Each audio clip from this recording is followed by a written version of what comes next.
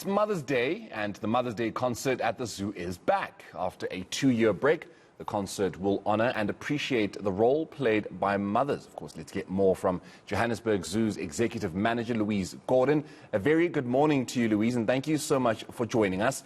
So, what can we expect? Good morning, and thank you so much for having us. We are so excited. You can imagine after 2 years how we've waited for this concert, and we are really looking forward to a fantastic day. So we want to invite all mothers and also mummies of animals, because of course we're also at the zoo and we have a lot of animals there, to celebrate Mother's Day at the zoo, which is starting at 10 o'clock this morning. Well, definitely, it is one of those moments that we actually have to pay to mind to. I've had the privilege, actually, of attending one of those Mother's Day at the zoo events, and it's absolutely beautiful how the mothers are honoured, how there's music and interaction. Can we expect something similar, especially in light of the fact that, Louise, we took a little bit of the break because of the COVID-19 pandemic, so we're not really allowed to gather. I'm hoping that things could finally be on an upward take as well for today. So are we expecting something similar with performances and?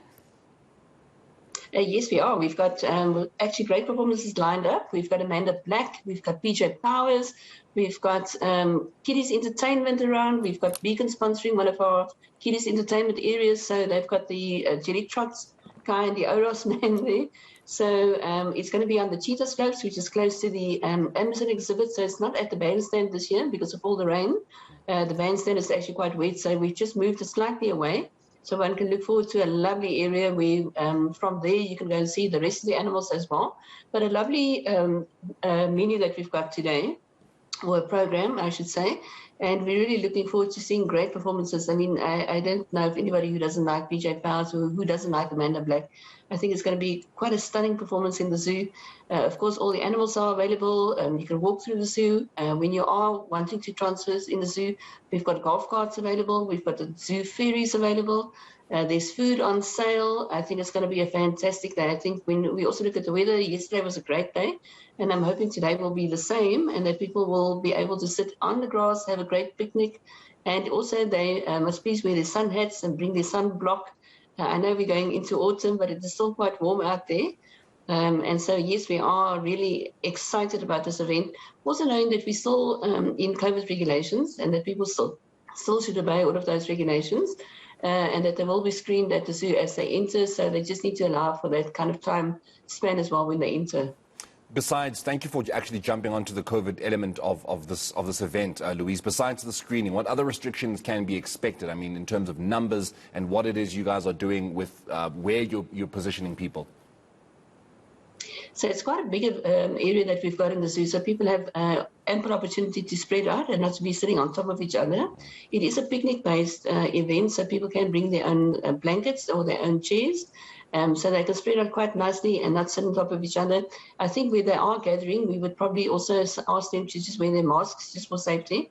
I know that we are saying that we don't wear masks outside, but at the concert area, if it's in close proximity, we would just caution people as well to be safe and to make sure that they look after themselves and their children, to make sure that this is not a spreader event, but that we actually are going to have a good time. And that people really kind of just look after each other and look after their fellow human beings as well.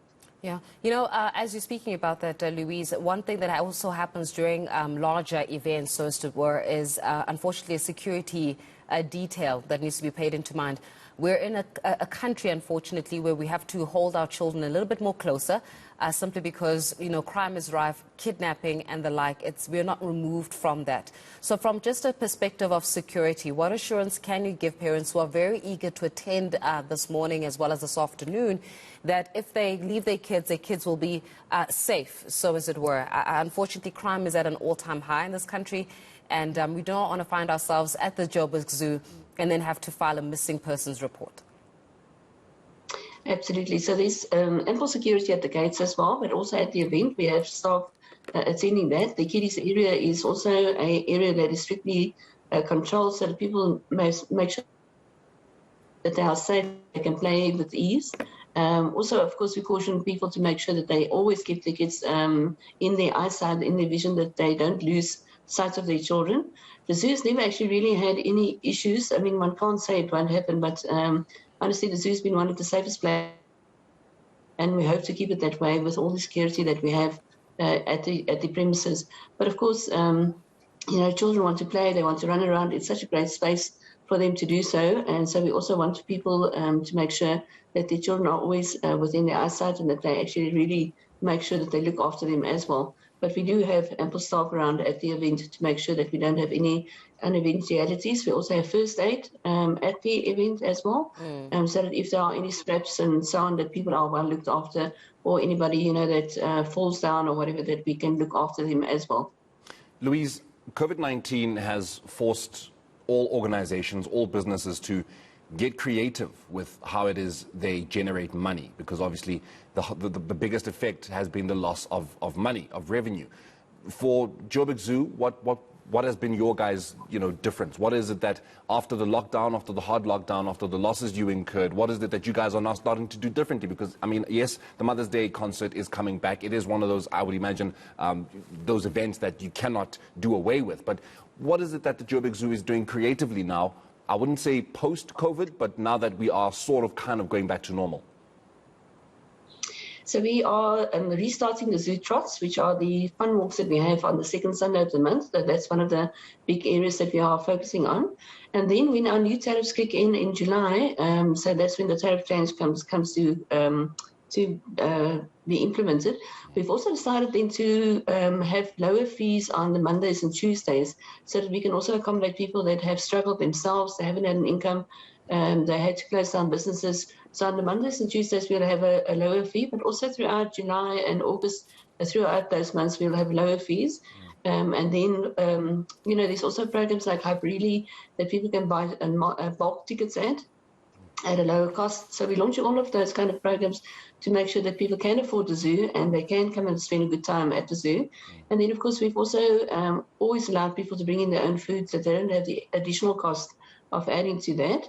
But basically, we are relaunching all of the events that we stopped to make sure that there are attractions, again, for people to come and enjoy and have a great day in a fantastic open space.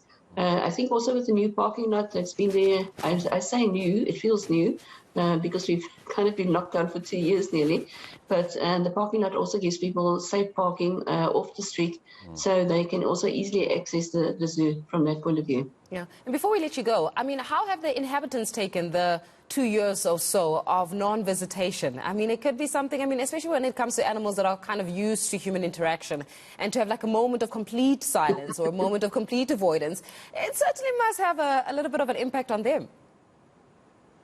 It was actually the strangest thing, because the animals started really missing people.